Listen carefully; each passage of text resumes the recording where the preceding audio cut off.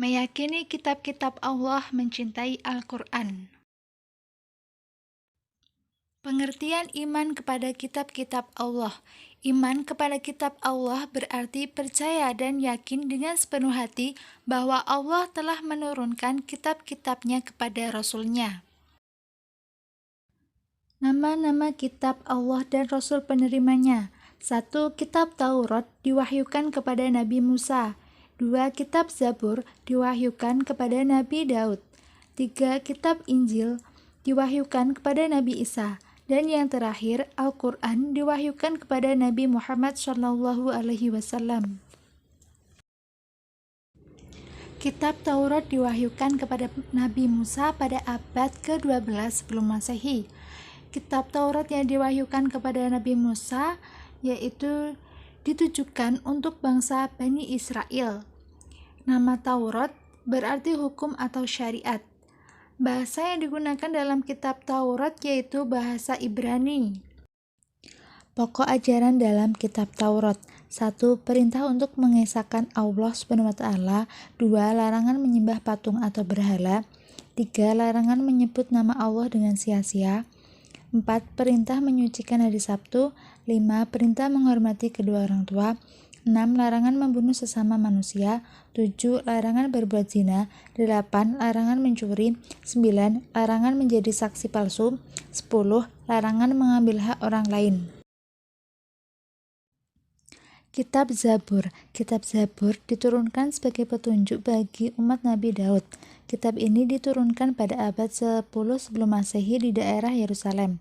Adapun kitab ini ditulis dengan menggunakan bahasa Kipti.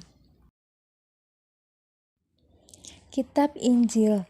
Kitab Injil diturunkan kepada Nabi Isa pada permulaan abad 1 Masehi. Kitab Injil diwahyukan di daerah Yerusalem.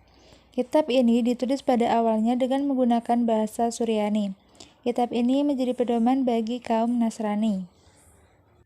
Secara umum, kitab Injil berisi tentang 1. Perintah untuk kembali mengesahkan Allah. 2. Membenarkan keberadaan kitab Taurat. 3. Menghapus beberapa hukum dalam kitab Taurat yang tidak lagi sesuai dengan perkembangan zaman. 4. Menjelaskan bahwa kelak akan datang kembali Rasul setelah Nabi Isa, yaitu Nabi Muhammad SAW.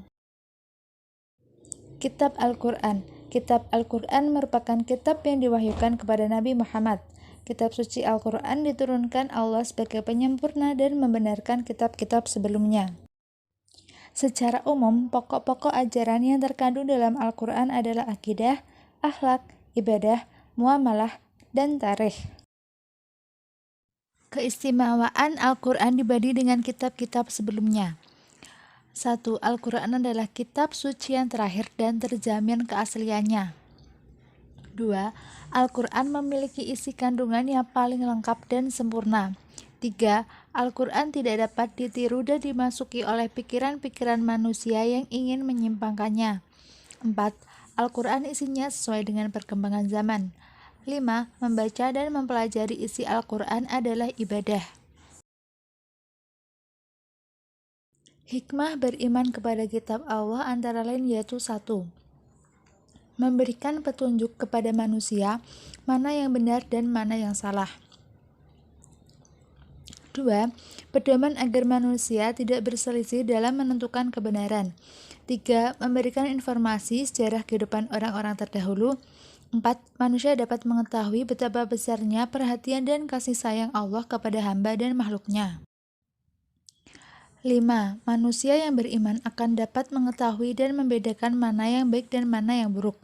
6. Mensyukuri segala anugerah dan nikmat Allah, termasuk pemberian petunjuk yang benar melalui kitab-kitabnya.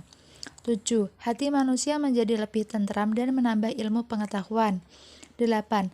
Memiliki sikap toleransi yang tinggi. 9. Meningkatkan kesabaran dalam menerima cobaan, ujian, dan musibah yang menimpa pada dirinya.